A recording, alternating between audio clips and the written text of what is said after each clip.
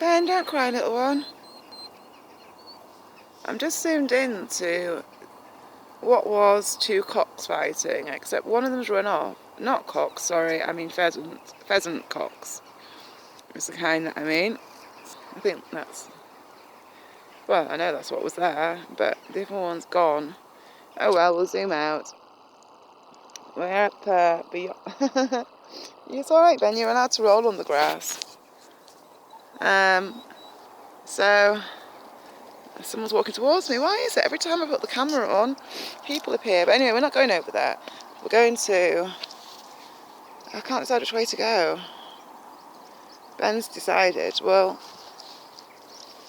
go on then. We'll walk a bit down here. Hey, what was that noise? I keep hearing funny noises down here. It's a little bit off-putting. We're like almost in Keighley. I've walked that far over.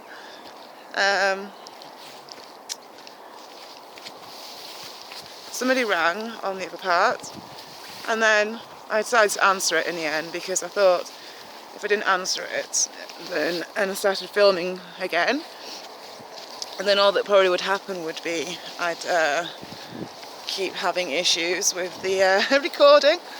Normally someone tries to ring me and they knock it off. I just send a text, if I can, saying I'm filming, don't call.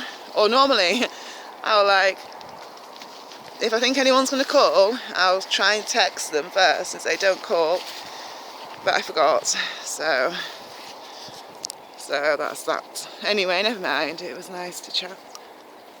So, right opposite the person, he's the other side of the wall. God, I am such a freak today.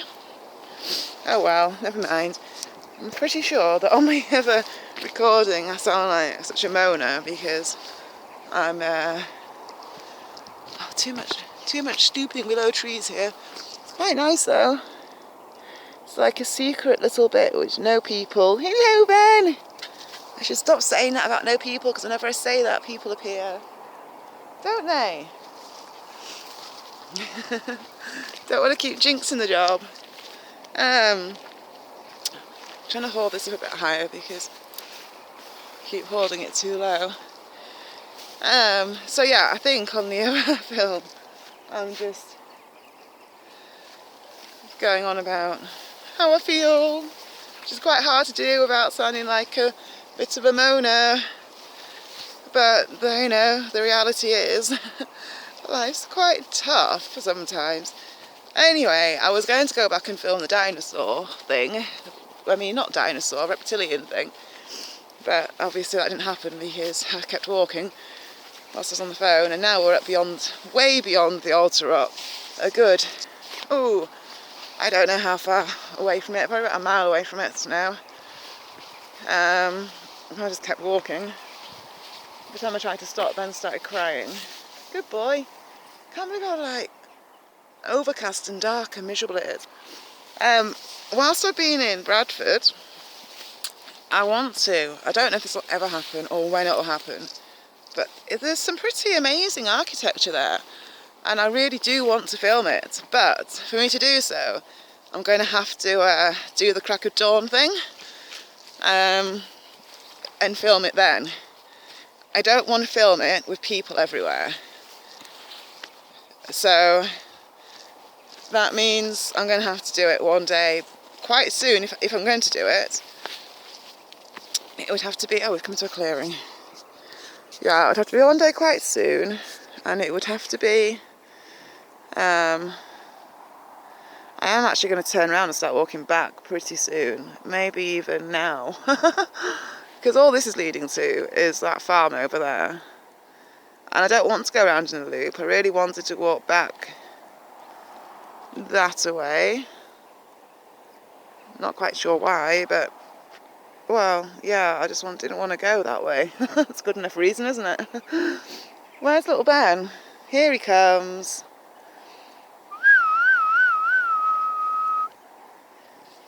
Little Ben. Good boy. Good boy. Shall we go back this way? Shall we? Oh, look at those beautiful eyes. I gave his hair a trim so he could see his eyes because they were getting a bit overgrown again. So that's what we did. Good boy.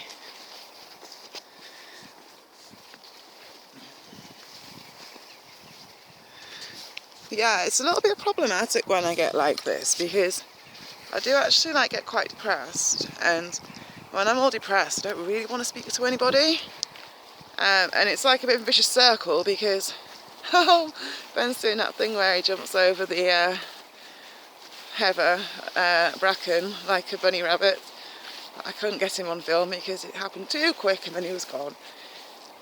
Anyway, yeah, I mean obviously depression's like a vicious circle, and I'm like one of these people, when I feel like that and I know I've got to do stuff, then I can make myself go off and do the stuff which I've got to do.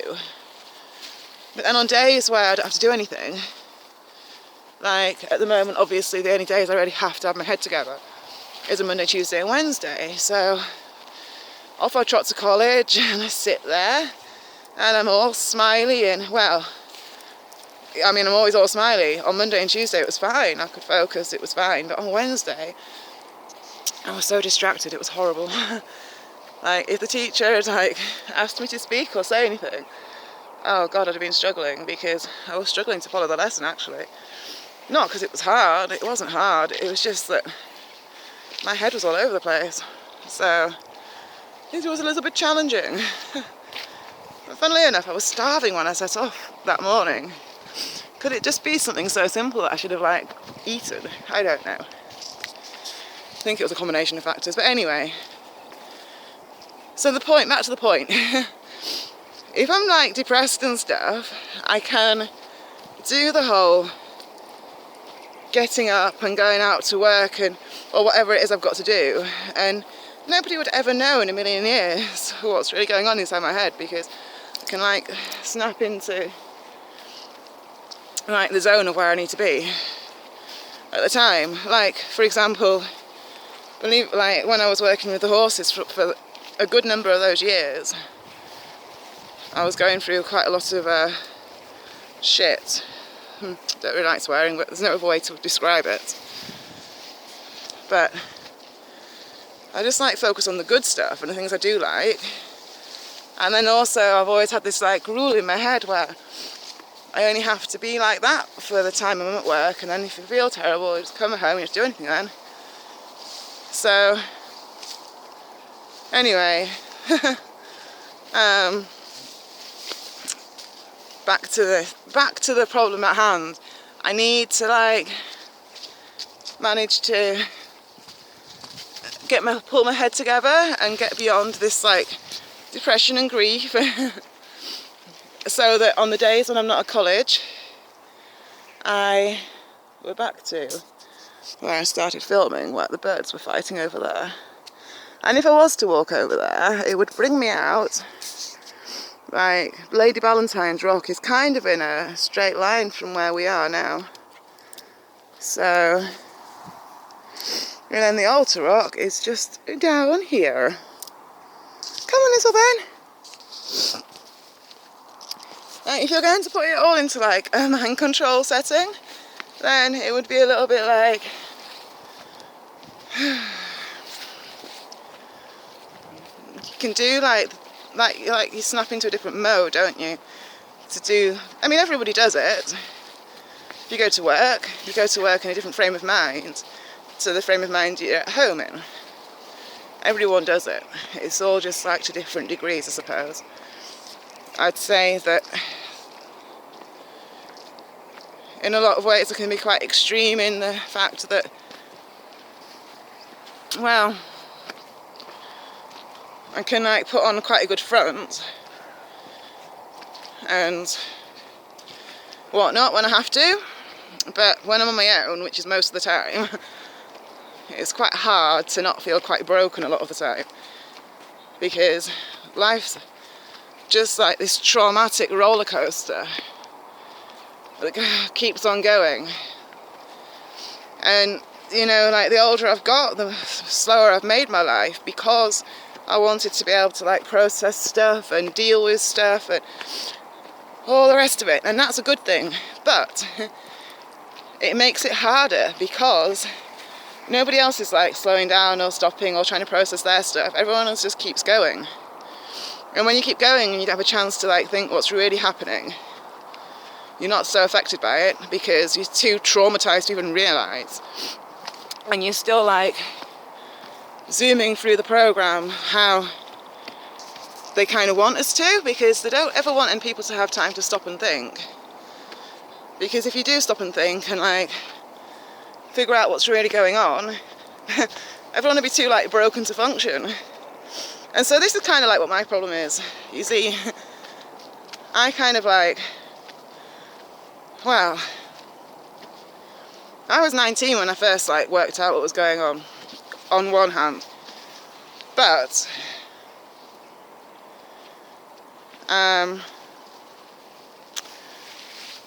although it left me like a total wreck at the time, by the time I was like 21, 22, I'd figured out how to cope with that, which kind of meant that for most of my 20s I didn't really like carry on growing as so much.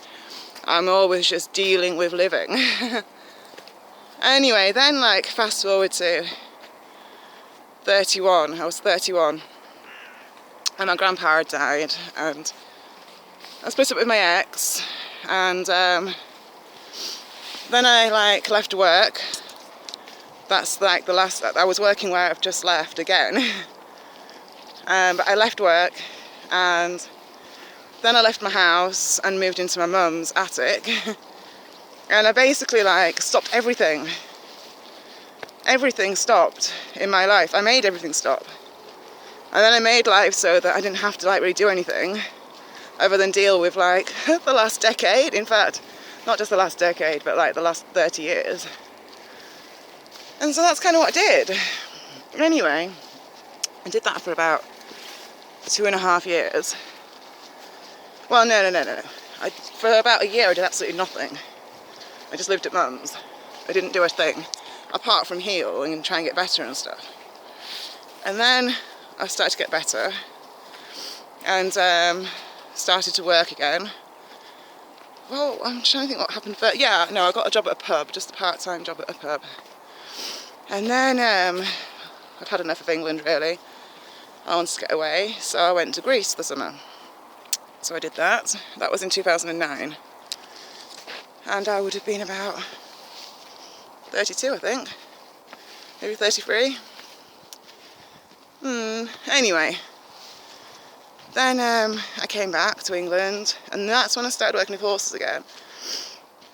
When I'd come back, because I kind of like wanted to get my life into some kind of like place in between healing and functioning. And so I thought I could do that if I was just like really careful about how I did it. And I kind of have, because I have carried on healing, but I have definitely been like definitely getting like massively like re-traumatized and gone through all this crap at work. And you know, it was 2010 when I went back to where I just left, and I was never, in my head, I was never ever going to work there ever again. I was, so over working for them, because you can't work for them without them like taking so much of you. Anyway, long story short, the recession had hit, hadn't it?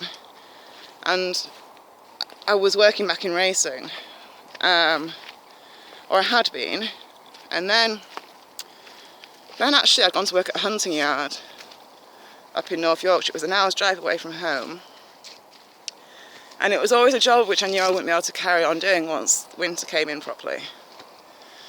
And so we just started to, we got snow very early that year, and so let me see how much time, I don't even know why I'm talking in so much detail about all this, but yeah, long and short is that I got a call. I couldn't carry on working really while I was working much longer because the snow had already come and the roads were bad and couldn't get there. I just had 2 weeks sat at home. In fact, it was when I just had an injury actually, and my finger, just done my finger in. Anyway, I got a call. Did I want to go back and work there? So I said, oh, well, I'll think about it. Which followed up in a few more calls, and then of course in the end I said, yeah. Because I mean, where I've just been working, it's like right on my doorstep. I know I can do it. I needed a job. I shouldn't really have gone back, really, because I know how entrapping it is working there. But at the time, I wanted to. I thought I'd be able to do it, so that I didn't get like too involved, and I'd be able to keep that distance and all the rest of it. And actually, I did manage to do that for the first year and a half. It was after I'd been injured, taken out of action, after a year and a half of hell. Then I got injured, and then I fell in love with my horse, so that's been, yeah, as soon as I had that emotional hold over me, things got a lot harder. Well, it was already hard, just got different, different kind of hard. Anyway, I feel like I'm like losing the point of this. The point is, it's not just quite as simple sometimes. It's just like leaving somewhere when you add other elements in, which are quite hard to explain without sounding a little bit crazy. Oh well, never mind, I can deal with that. Let's show you where I am. So here we are. We're probably about, well, we're getting closer to the altar rock now. I won't film another segment of this.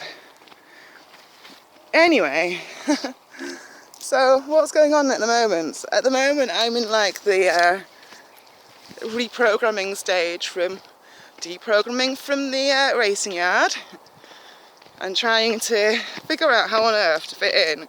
Not to fit in, I can fit into this college world. I just don't know if I want to. I know I do want to. I do want to. I know any world with like people everywhere is quite hard for me to deal with. Like, people are so messed up. There's a lot of craziness in this world. Not many people have taken time to do work on themselves, and not many people have a clue what's going on like in the world with everything. So whilst it's great to know what's really going on the other hand, it kind of feels like a double-edged sword, because yeah, you know what's really going on, but nobody else really does. Yeah, not so easy to really have a place where you can function in a world which is like this one is. And I keep trying to like create these little niches for myself to be in, which are just amongst people which are all just quite normal. Although, to be fair, I don't want to like, I want to go and do a theology degree. I don't want to be around people that necessarily think like, you know, you everyday person. But at the moment I have to be while I do this stupid access course. So it's only a year, and then once I get this year out of the way, hopefully, if everything goes to plan, and I don't mess it up or get frustrated and decide that the course is crap and leave, then everything will be fine. Well, I've already decided the course is crap at the moment, but it's the first week of it. It's not even properly happening yet.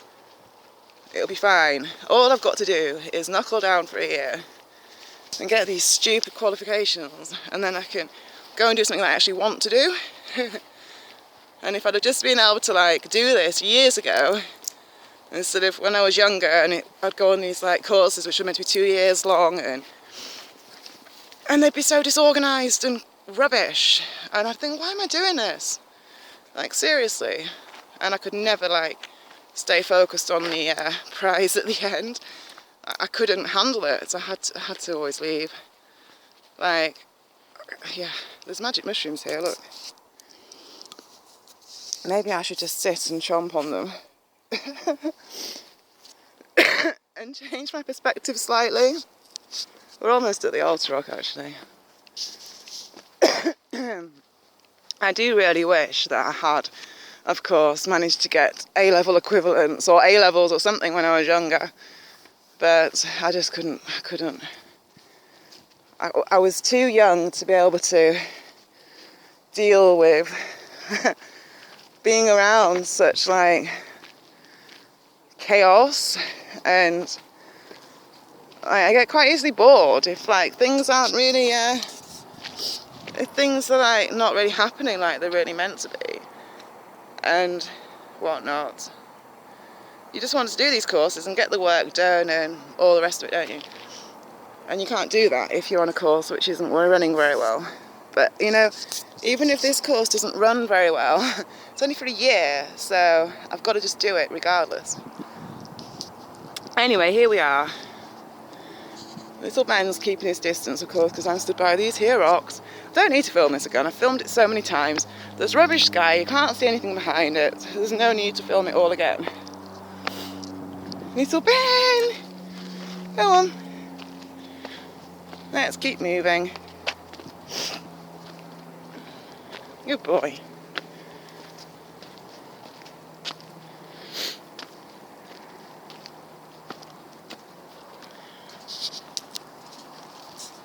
I often have to wonder to myself, like, in a world where everybody's, like, so focused and or unfocused or confused or whatever people are doing, which is there's, like, obviously a multitude of different things going on because you've got so many different types of people in the world, but you've not got very many people in the world who are trying to deprogram from all the craziness. And it would just be so cool to, like, be able to meet some people that are, like, not just, like, interested in all this conspiracy type stuff. Well, it's not really conspiracy, is it? But actually want to, like, properly deprogram and whatnot as well. I don't know. There doesn't seem to be very many people around who, and of course not, because the way the whole world's designed is it's designed to stop people from ever managing to, like, slow down for long enough to be able to, like, really get to know themselves properly. Oh God, I'm wittering on and someone, like, watching me. Come here, Ben. Come on. Good boy. So, you know, not many people ever manage to do it, do they?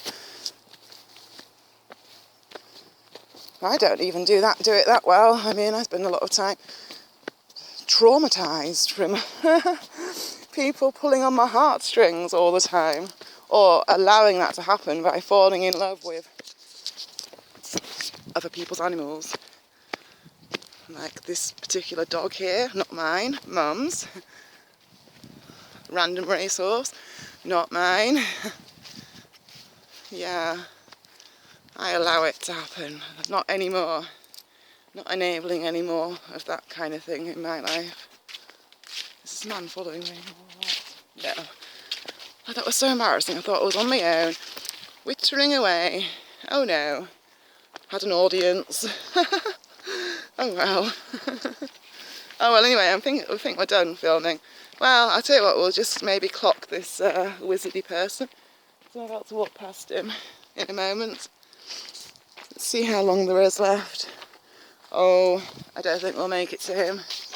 And besides, look how dark it is down there. Oh well, never mind. If I post this, I might not. But if I do, and you make it through, then thank you for listening and comment. How's your life experience? How are you coping with, like, everything I've just been wittering on about? You know, I'm certainly not alone in the way I feel. Okay, well, I'm going to keep walking because Ben's crying. Bye bye. Say bye, Ben. Say bye. Oh, he's such a cutie. Such a cutie. All right, we're going. Bye bye.